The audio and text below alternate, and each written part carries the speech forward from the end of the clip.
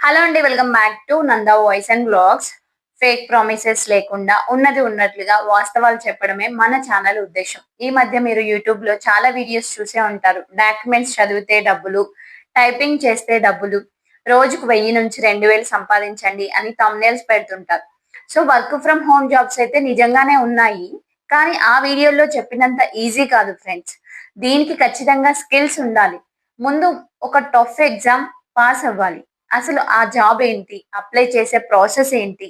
ఆ ఎగ్జామ్ ఎలా ఉంటుందో ఈ రోజు రియాలిటీ మాట్లాడుకుందాం. వీడియో స్కిప్ చేయకుండా ఎండ్ వరకు చూడండి. ఫ్రెండ్స్, మీకు గుర్తుండే ఉంటుంది, లాస్ట్ టైం కూడా నేను ఇదే కంపెనీకి సంబంధించిన ఇంకో వర్క్ ఫ్రమ్ హోమ్ జాబ్ గురించి కూడా ఒక వీడియో చేశాను. సో ఆ వీడియో ఎవరైనా చూడకపోతే నేను పైన ఐకార్డ్స్ లో లేదా కింద డిస్క్రిప్షన్ లో లింక్ ఇస్తాను, ఖచ్చితంగా చూడండి. ఆ వీడియో చూసిన తర్వాత చాలా మంది కామెంట్స్ లో అసలు ఈ వెబ్సైట్ లో ప్రాసెస్ ఏంటి, అందరికి డబ్బులు వస్తాయా, ఎగ్జామ్ ఎలా ఉంటుంది అని అడిగారు. మీ అందరూ డౌట్స్ క్లియర్ చేస్తూ ఒక కంప్లీట్ రియాలిటీ చెక్ ఇవ్వడానికి ఈ రోజు ఈ డీటెయిల్ వీడియోతో మీ ముందుకు వచ్చానండి. సో వీడియోని అయితే ఎక్కడ స్కిప్ చేయకుండా చూడండి. ఫస్ట్ ఆఫ్ ఆల్ ఒక విషయం గుర్తుపెట్టుకోండి, ఎవరు కూడా ఊరికే మనకు ఒక పేపర్ చదివితే డబ్బులు ఇవ్వరు. ఈ జాబ్స్ వెనుక ఉన్న అసలు టెక్నాలజీ పేరు ఏఐ ట్రైనింగ్ లేదా డేటా లేబలింగ్. ఇప్పుడు మనం చాట్ జీపీటీ, గూగుల్, జెమిని లాంటి ఏఐ టూల్స్ వాడుతున్నాం కదా. వాటికి అన్ని వాటంతట అవే ఎలా తెలుస్తున్నాయి? ఎందుకంటే బ్యాక్ ఎండ్ లో సాఫ్ట్వేర్ కంపెనీలు ఈ ఏఐ అన్ని ఫీడ్ చేసి ట్రైనింగ్ ఇస్తున్నాయి. సో ఒక చిన్న పిల్లాడికి మనం ఇది తప్పు, ఇది ఒప్పు అని ఎలా నేర్పిస్తామో, అలాగే ఈ ఏఐ మోడల్స్ కి కూడా తప్పు ఏది, ఒప్పు ఏది అని నేర్పించడానికి మనుషుల అవసరం ఉంది. సో ఒక ఏఐ రాసిన ఆర్టికల్ చదివి అందులో గ్రామర్ కరెక్ట్ గా ఉందా అని చెక్ చేయాలి. దాన్నే వీళ్ళు డాక్యుమెంట్ చెకింగ్ అంటారు. అంటే మీరు డైరెక్ట్ గా ఏఐకి ఒక టీచర్ లాగా పని చేస్తున్నారన్నమాట. మరి ఈ జాబ్ కి అప్లై చేయగానే డబ్బులు అకౌంట్ లో పడిపోతాయా అంటే ఖచ్చితంగా పడవు. మీలో ఎవరైతే నిజంగా స్కిల్స్ ఉండి కష్టపడతారో వాళ్ళకి మాత్రమే ఈ జాబ్ వస్తుంది. దీనికి ముఖ్యంగా 3 స్కిల్స్ కావాలి. ఒకటి ఇంగ్లీష్ నాలెడ్జ్. వాళ్ళు ఇచ్చే ఆర్టికల్స్, డాక్యుమెంట్స్ చదివి అర్థం చేసుకునే రేంజ్ లో మన బేసిక్ ఇంగ్లీష్ ఖచ్చితంగా ఉండాలి. రెండవది ఆప్షన్ 2 డీటెయిల్ ఏంటిదంటే, ఒక డాక్యుమెంట్ చదివినప్పుడు అందులో తప్పు ఇక్కడ ఉంది, గ్రామర్ మిస్టేక్ ఉందా, వాళ్ళు ఇచ్చిన గైడ్ లైన్స్ కి ఇది మ్యాచ్ అవుతుందా లేదా అని పసిగట్టే స్కిల్ ఉండాలి. ఇక మూడవది లాజికల్ థింకింగ్. ఏఐకి మనం ట్రైనింగ్ ఇస్తున్నాం కాబట్టి తప్పు ఏది, ఒప్పు ఏది అని డిసైడ్ చేసే ఆలోచన విధానం చాలా షార్ప్ గా ఉండాలి. సో ఫ్రెండ్స్, ఇప్పుడు నేను అఫీషియల్ వెబ్సైట్ ఓపెన్ చేసి చూపిస్తాను చూడండి. వేరే థర్డ్ పార్టీ లింక్స్ అయితే నమ్మకండి.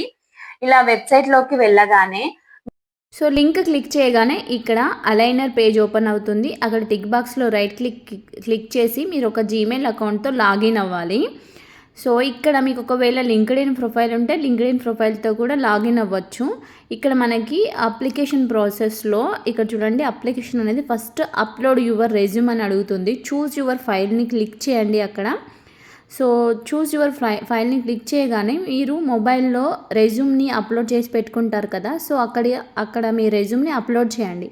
సో ఇలా అప్లోడ్ చేయగానే మీకు నెక్స్ట్ ప్రొఫైల్ అడుగుతుంది. ప్రొఫైల్లో మీ నేము, మీ సర్నేము ఇవన్నీ కూడా ఫిల్ అయిపోతాయి, ఎందుకంటే మీ రెజ్యూమ్లో ఆల్రెడీ ఉన్నాయి కదా. సో జెండర్ అడుగుతుంది, మీరు జెండర్ని అక్కడ ఫీమేల్ అయితే ఫీమేల్, మేల్ అయితే మేల్ పెట్టండి. డేట్ ఆఫ్ బర్త్ పెట్టండి.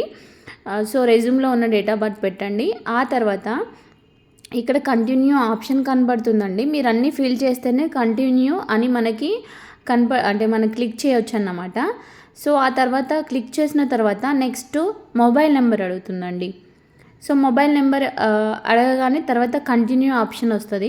సో కంటిన్యూ క్లిక్ చేయగానే నెక్స్ట్ ఏం అడుగుతుందంటే లొకేషన్ అడుగుతుందండి. లొకేషన్ అంటే మనం ఎక్కడున్నా కూడా ఈ రిమోట్ జాబ్ చేయొచ్చు కాబట్టి, మనం ఇండియా అయితే ఇండియా, మీరు ఎక్కడుంటే అక్కడ ప్లేస్ క్లిక్ చేయండి. ఇండియా మోస్ట్లీ మా ఆడియన్స్ అందరు తెలుగే కాబట్టి ఇండియా అని పెట్టుకోండి. సో నెక్స్ట్ ఏంటంటే ఎడ్యుకేషన్ డీటెయిల్స్ అడుగుతుంది. ఎడ్యుకేషన్ డీటెయిల్స్లో ఆల్రెడీ మనము రెజ్యూమ్లో అప్లోడ్ చేసి పెట్టాం కాబట్టి రెజ్యూమ్ డీటెయిల్స్ అన్నీ ఇక్కడ తీసేసుకుంటుంది. సో మీరు కంటిన్యూ క్లిక్ చేస్తే సరిపోతుందండి. సో నెక్స్ట్ ఏం అడుగుతుందంటే లాంగ్వేజెస్ అడుగుతుందండి. లాంగ్వేజెస్ దగ్గర ఇక్కడ చూడండి ఆల్రెడీ మనకి రిక్వైర్ లాంగ్వేజెస్ ఇంగ్లీష్ కావాలి పక్కా కాబట్టి సో ఇంగ్లీష్ క్లిక్ చేసి మీరు బేసిక్ అయితే బేసిక్ ప్రొఫెషనల్ అయితే ప్రొఫెషనల్ సో మీరు ఏది మీకు ఎలా వస్తే అలా పెట్టండి అక్కడ. సో ఇక్కడ ఒక నేటివ్ లాంగ్వేజ్ అనేది యాడ్ చేయాలి ఖచ్చితంగా. ఈ నేటివ్ లాంగ్వేజ్ అనేది యాడ్ చేస్తేనే మనకు అక్కడ కంటిన్యూ ఆప్షన్ కనపడుతుందన్నమాట. సో అక్కడ తెలుగు అని మనము లాంగ్వేజ్ సెలెక్ట్ చేసుకోవాలి. తెలుగు మీకు ఎలా వస్తుందో అలా మీరు అక్కడ ప్రొఫిషియన్సీ పెట్టుకోండి. నేటివ్ అని పెట్టుకుంటే బెటర్.